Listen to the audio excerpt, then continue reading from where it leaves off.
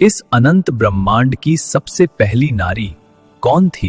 क्या वो सिर्फ एक स्त्री थी या स्वयं सृष्टि की शुरुआत? शिव पुराण में वो अलौकिक कथा दर्ज है जो बताती है कि जब सृष्टि में केवल पुरुष ही थे, तब भगवान शिव को एक ऐसा रूप क्यों लेना पड़ा जिसने पूरे ब्रह्मांड का विज्ञान और भविष्य हमेशा के लिए बदल दिया। ये कहानी है संसार के उस पहले पल की जब प्रकृति ने जन्म लिया था। कथा के अनुसार जब परम पिता ब्रह्मा जी ने सृष्टि की रचना आरंभ की, उन्होंने अपने मानसिक संकल्प से कई मानस पुत्रों को उत्पन्न किया। लेकिन एक बहुत बड़ी समस्या थी, ये सृष्टि आगे नहीं बढ़ रही थी, क्योंकि उस समय तक ब्रह्मांड में स्त्री तत्व यानी प्रकृति का कोई अस्तित्व ही नहीं था।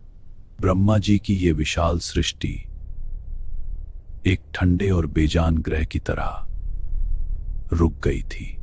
तब ब्रह्मा जी ने परमेश्वर भगवान शिव का ध्यान किया। हे त्रिलोकीनाथ, मेरी रची हुई ये सृष्टि नारी की ऊर्जा के बिना अधूरी है।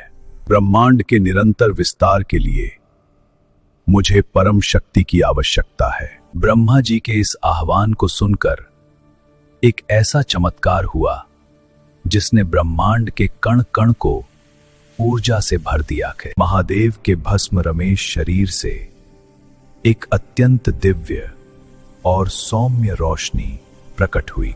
देखते ही देखते भगवान शिव ने अपने ही स्वरूप को दो हिस्सों में विभक्त कर दिया। उनका दाहिना भाग जटाधारी पुरुष रहा और बायां भाग 16 श्रृंगार किए हुए ममतामयी परम शक्ति यानी पूर्ण नारी में बदल गया। ब्रह्मांड ने पहली बार मां के दर्शन किए हैं।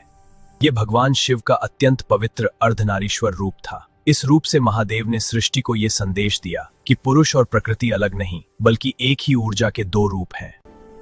महादेव के उसी वाम भाग से देवी शिवा प्रकट हुई और उन्होंने ब्रह्मा जी को सृष्टि सृजन की अलौकिक शक्ति प्रदान की। तब जाकर इस ब्रह्मांड में जीवन का असली चक्र शुरू हुआ और इस ब्रह्मांडीय घटना का सबसे बड़ा साक्ष्य आज भी धरती पर मौजूद है। तमिलनाडु के तिरुचेंगोडे में स्थित प्राचीन पहाड़ी मंदिर, जहां आज भी भगवान शिव के उसी अर्धनारीश्वर रूप की पूजा होती है।